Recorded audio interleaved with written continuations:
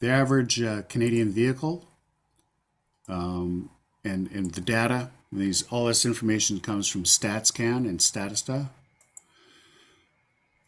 So look at that. The average daily commute. 80% of Canadians only go 18 kilometers one way, and the last 20% are within between 18 kilometers and 40 kilometers. That's not a lot of distance.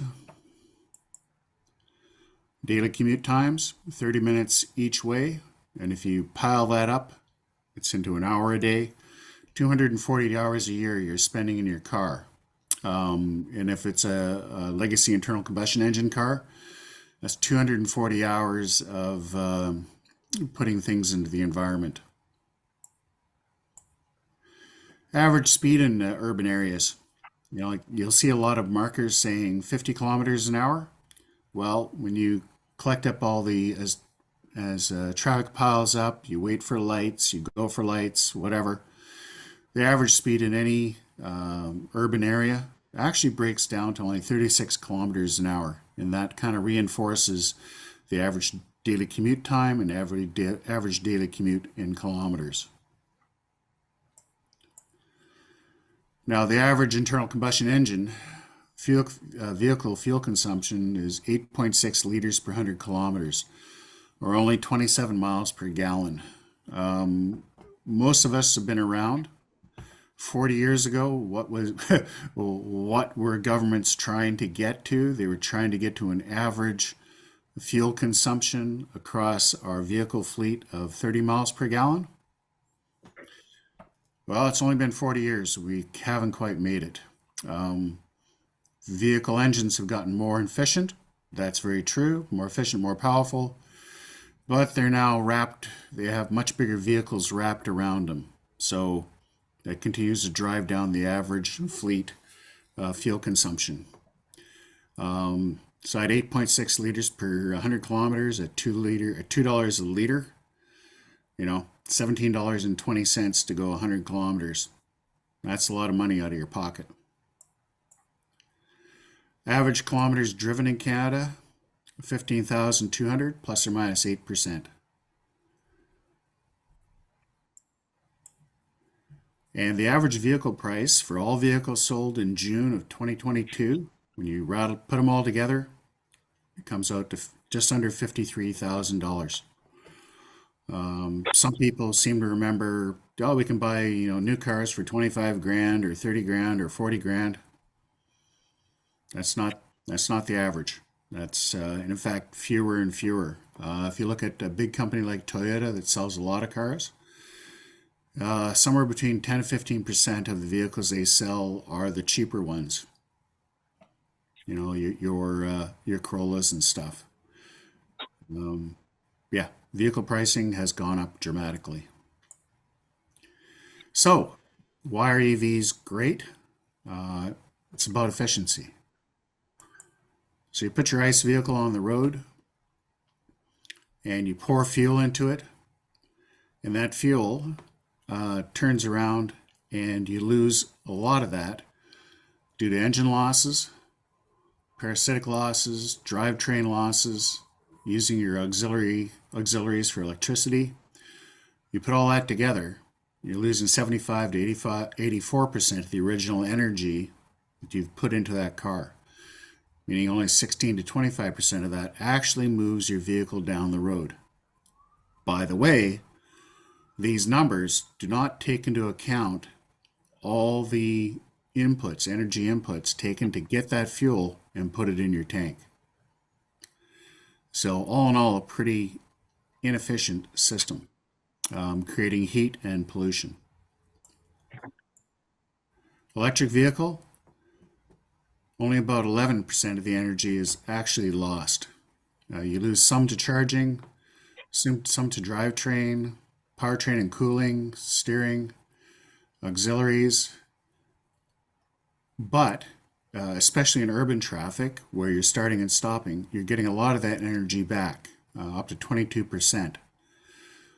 So of the energy you put into the vehicle, you're getting between 87 and 91% of the energy moving the vehicle down the road. That's right away, just from efficiency, It's a big reason why people need to be shifting over to electrics, vice legacy ICE. And we'll go back to efficiency next bit here. What's the highest average fuel efficiency without an electric assist in a vehicle right now? So, if you're thinking about a Prius that has an electric assist because it has a small battery which helps move the vehicle down the road or start the vehicle off and gathers energy. So something that is pure ICE alone. The most efficient anywhere is about 40 miles per gallon. So if you take, this is data from the US back in 2020, and you look at all the electric vehicles and all these borders you see here are different power grids in the United States. And each power grid has a particular amount of a particular GHG impact in each one. And so here, Rocky Mountain Power Authority, 57 miles per gallon is what, if you're running an EV charging off of their grid, it's effectively 57 miles per gallon. Down here in southern states here, 71 miles per gallon. About the only places it kind of comes close, and some of this information has been overtaken by events in Hawaii here because they've actually retired all their oil-fired electricity generators. But even here, driving an EV was like driving a 37 miles per gallon car, which is still better than the vast majority, which are doing 27 miles per gallon. You go up here to the Northwest Power Pool, 107 miles per gallon. The California rate here, 116. So even considering how the grid is set up, driving an EV is almost everywhere more efficient and better for the environment. That US average there, 91 miles per gallon, is what an EV would be. Canada, writ large, is better than this. The US grid is probably less than 30% fossil fuel free in its power generation, and Canada is between 82 and 85 depending on the information. So yeah, EVs are so much more efficient and so much more better on the environment. So if you look around the world and you look at the top 10 economies around the world, the G10 as it were, and if you're very sharp of eyed, you'll see that number 8 is not on there. Number 8 is Italy, and that's included inside the European Union number here. Here we have each economy listed in order of the size of their GDP, and then what their plans are for EV sales, their EV mandates, as it were. So China, 40% requirement by 2030. The first half of this year, they'd already hit 26% of that. 1.43 billion people. A couple of years ago, they had 600 EV makers in the country, and they were told to start amalgamating to get that number down below 300. So lots of companies hitting the biggest EV auto market on the planet. United States in there, their plan is to be 50% by 2030 EV sales. 339 million people as of the first half of 2022, 6% of their sales were EV. With the new incentives they have coming on, starting January 1, expect that number to jump. European Union, 27 different countries. They've all voted for 100% EV mandate by 2035. And that represents 447 million people. And I add Norway on this, although they're not an EU member.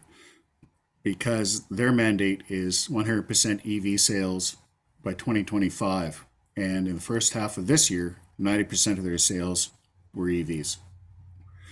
Japan, they say they're going to be 100% by 2035. They're going to have to actually start making EVs in order to get anywhere close to that. But that's their current goal. California, I put in here by itself because in their numbers for GDP are taken away from the US. They are the fifth largest economy on the planet, just being the state they are themselves, with a population of about 39 million. They plan to be 100% EVs by 2035. Of note that there are 17 other states that follow what California's rules are, and that adds another 85 million people to that 39 that will be doing 100% by 2035. United Kingdom, depending on which one you read and how you parse it, somewhere between 2030 and 2035, they want to be 100%. 67 million people there. India's got a very tall hill to climb because of the way the country is set up, and the vast majority of people who are living below kind of the global midline for income. But even they are trying to be 30% EVs by 2030. Canada, we're in here.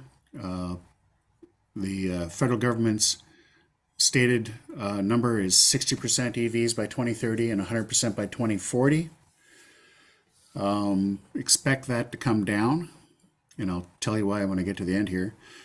First half of 2022 here, we had 8% of Canadian sales being EVs, 17% here in British Columbia. And of course, we plan to be 100% EV by 2035. And South Korea is on here, 2030, an odd number, 83% EVs. Okay, whatever. The last two numbers here. We just hit 8 billion people on the planet. This totals up to just under half of all the people on the planet that all have a plan that almost all of them before 2035 are going to have all their light duty vehicles being electric vehicles. And every significant car economy on the planet is in this list. So the future for the internal combustion engine vehicle is on here. The music has started for musical chairs, and nobody wants to be the last one to be looking for a seat when the music ends. So all these numbers that say 2035 or 2040, fully expect that all those will drop significantly by 5 years at least, because nobody wants to be the last place that's kicking out a product that can't be sold, right? They'll want to get their shift in earlier. And, ooh, we got some extras here. Towing. So a lot of people think an EV can't tow. Here's this rig here, little SUV electric vehicle, a tent trailer that is pretty light. It's made to be towed by an EV. About 1,300 pounds all loaded up. 7,000 kilometers of towing through 6 U.S. states, down the U.S. West Coast, then off into the deserts, into the areas of the Grand Canyon and Arizona at Page, Zion, Moab, all these great places, and then back across. That was a pretty easy, pretty easy run. A lot of 500, 600 kilometer days, and there was always a charger when you needed it. And the gasoline savings are significant, under half, or sorry, a third of what it would have been for an equivalent vehicle to be towing that trailer. So yeah, it's all pretty cool. EVs can tow. EVs are going to be what you can buy on the market, and we just got to let more people know that that's the way it's going.